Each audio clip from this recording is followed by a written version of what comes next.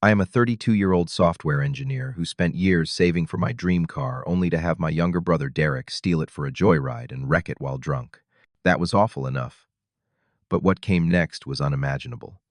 My parents, who had always treated Derek as their golden child, demanded I take the blame for his crime. They actually expected me to risk prison time for something I did not do, all to protect their precious favorite son. Before I dive into how my own family tried to sacrifice me, drop a comment letting me know where you are watching from, and hit that subscribe button if you have ever dealt with family choosing favorites. Growing up in suburban Michigan, life in our family of four always followed the same pattern. My parents, Thomas and Judy, made no secret about who their favorite child was. From the moment my brother Derek was born when I was 4 years old, he became the sun around which our family orbited. While I always excelled in school and followed the rules, Derek charmed everyone with his athletic abilities and outgoing personality. The contrast in how we were treated was striking and constant. For my 14th birthday, I received a second-hand bicycle from my uncle that my father reluctantly fixed up. 2 months later, when Derek turned 10, my parents surprised him with a brand new mountain bike with all the latest features.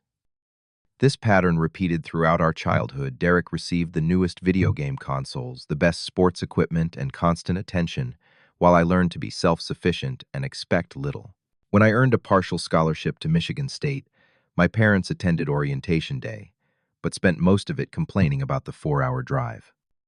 When Derek got recruited to play baseball at a much smaller college with no academic reputation, they threw a massive party and bragged to everyone in our extended family. My academic accomplishments were treated as expected, while his mediocre achievements were celebrated like Olympic victories.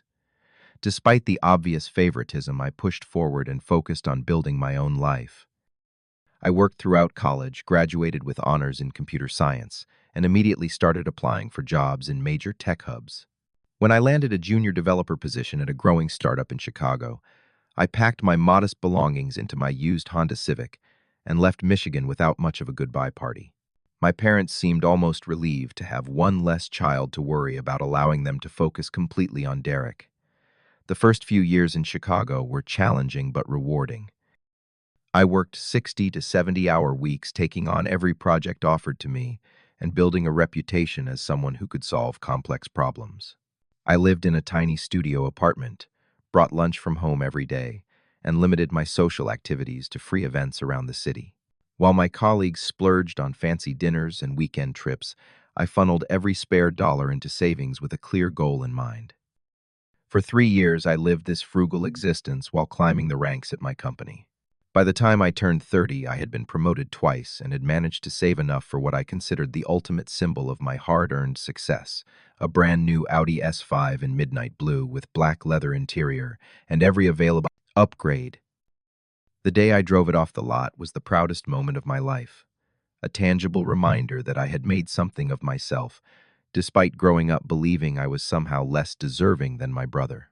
I babied that car like it was my firstborn child. I parked it far from other vehicles, washed and detailed it myself every weekend, and followed the maintenance schedule with religious devotion. My coworkers teased me about my obsession, but they understood what it represented: not just luxury, but validation. Each time I slid behind the wheel, the supple leather and purring engine reminded me that my efforts had been worthwhile. Last November, after months of minimal contact with my family, I decided to drive home for Thanksgiving. Part of me hoped that arriving in my beautiful car might finally earn a sliver of respect from my parents. Perhaps now that I had a visible symbol of success, they would acknowledge my achievements the way they celebrated every minor accomplishment of Derek's. The 6-hour drive from Chicago to our suburban Detroit neighborhood gave me plenty of time to rehearse conversations and imagine scenarios where my parents would finally say they were proud of me. By the time I pulled into their driveway, the house already full of extended family for the holiday, I had convinced myself this visit would be different. Initially, things seemed promising. My mother hugged me warmly, my father nodded approvingly at the Audi, and several aunts and uncles made comments about how well I appeared to be doing. Derek, now 28, and still living at home, while figuring things out after washing out of minor league baseball, gave a low whistle when he saw the car and asked for a ride. For once, I felt like I belonged in my own family, like maybe the years of being overlooked were behind us. That first night, sitting around the dining room table with turkey and all the fixings I allowed myself to feel hopeful. My father asked detailed questions about my job.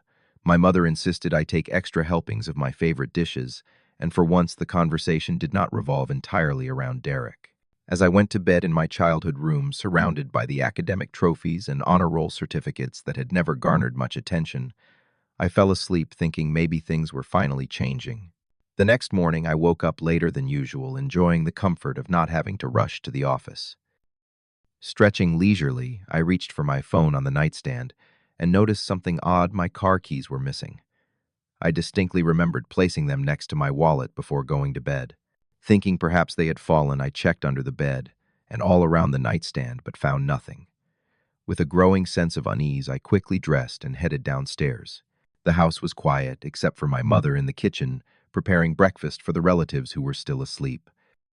When I asked if she had seen my keys, she barely looked up from the pancake batter she was mixing. "Good morning to you too," she said with a slight edge to her voice. "I have not seen them. Ask your brother. Maybe he borrowed them." My stomach dropped as I rushed to the front window. The space in the driveway where my midnight blue Audi had been parked was empty. Derek's room was also empty, his bed unmade and clothes strewn about as usual. When I returned to the kitchen and explained the situation, my mother's reaction was infuriatingly casual. "He probably just took it for a quick drive. You know how he loves cars, and he never gets to drive anything nice." She poured batter onto the griddle, completely unconcerned. "He will be back soon. No need to make a fuss." A fuss. I could feel my blood pressure rising. He took my $80,000 car without permission while I was asleep. That is theft. My father entered the kitchen already dressed for the day and caught the end of my outburst. "Lower your voice, son. This is not a courtroom. Derek has always been interested in cars, and he probably just wanted to show it off to some friends. You can share for once in your life." The casual dismissal of what was clearly wrong left me speechless. I retreated to the living room repeatedly, calling Derek's cell phone only to have it go straight to voicemail. As 1 hour stretched into 2, then 3, my worry began to overshadow my anger. This was not like my brother, reckless and entitled, yes, but not completely irresponsible. By noon, even my parents began to show concern, though they continued to deflect blame. "You probably made him feel like he could not ask directly." My mother suggested, somehow making this my fault. "You know how sensitive he can be about your success." Just as I was about to call the police to report my car stolen a step, my parents vehemently opposed. My phone rang with an unfamiliar local number. The moment I heard the words, "This is Officer Martinez from the Bloomfield Township Police Department," my knees weakened and I had to sit down. The officer explained that my car had been involved in a serious accident at the intersection of Maple and Telegraph Roads. The driver, who identified himself as Derek Thornton, had been transported to Beaumont Hospital with non-life-threatening injuries. The other vehicle's driver had also been hospitalized with more serious injuries. "Was alcohol involved?" I asked, already knowing the answer. "We have reason to believe intoxication was a factor, sir. We will need you to come down to the hospital as soon as possible." I ended the call and faced my now pale parents. "Derek crashed my car. He was drunk. Someone else is hurt. I need to get to Beaumont right now." The 20-minute drive to the hospital in my father's Lincoln was filled with tense silence. My mother quietly wept in the back seat, while my father gripped the steering wheel with white knuckles, exceeding the speed limit the entire way. Not once did either of them ask how I was feeling about my destroyed car or express concern for the other victim. All their worry was reserved for Derek. At the hospital, we were directed to the emergency department, where we found Derek in a curtained bay with a bandaged head arm in a sling and multiple cuts and bruises on his face. A police officer stood nearby, clearly waiting to ask questions once the doctor finished examining him.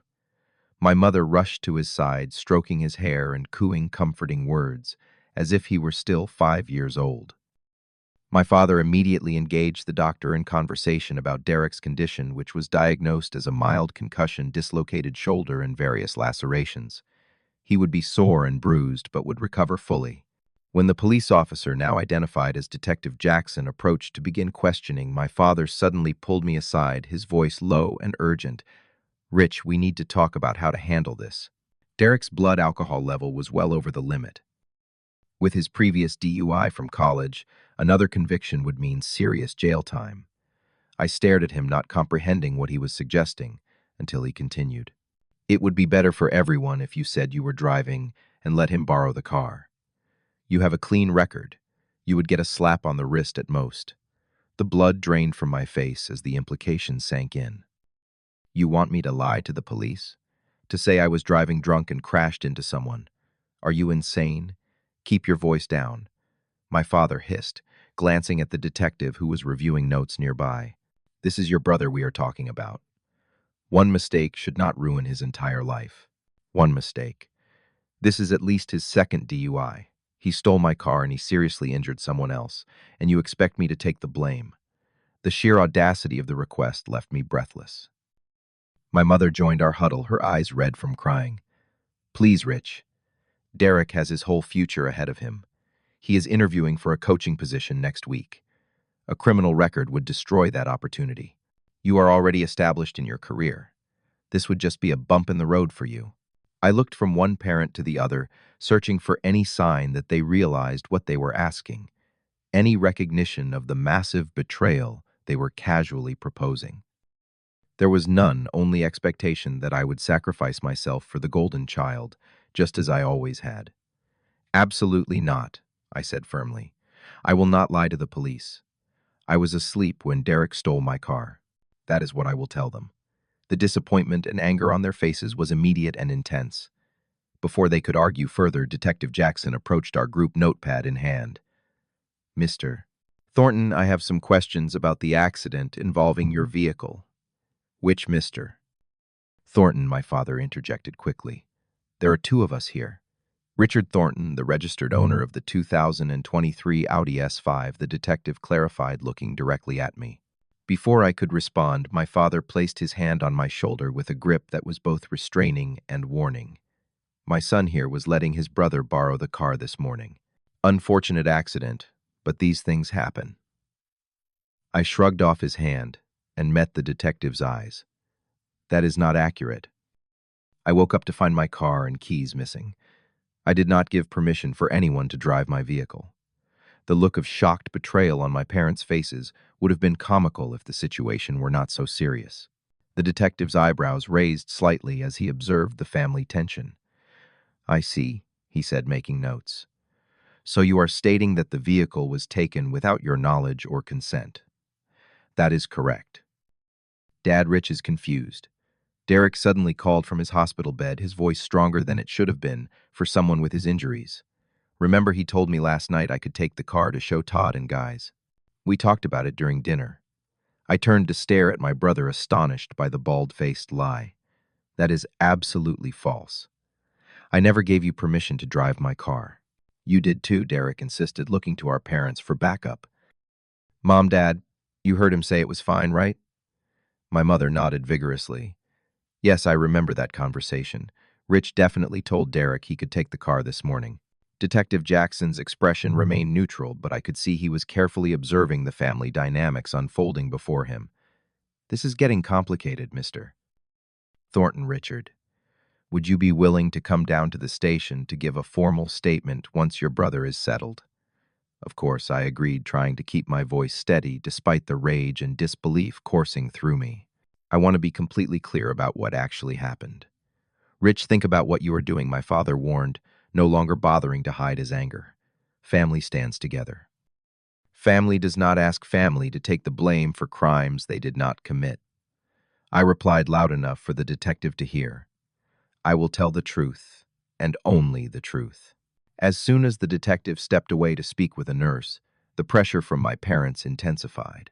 My mother's tearful pleas about family loyalty, my father's increasingly aggressive demands, and Derek's pathetic attempts to manipulate me with guilt all blended into a nauseating chorus of entitlement.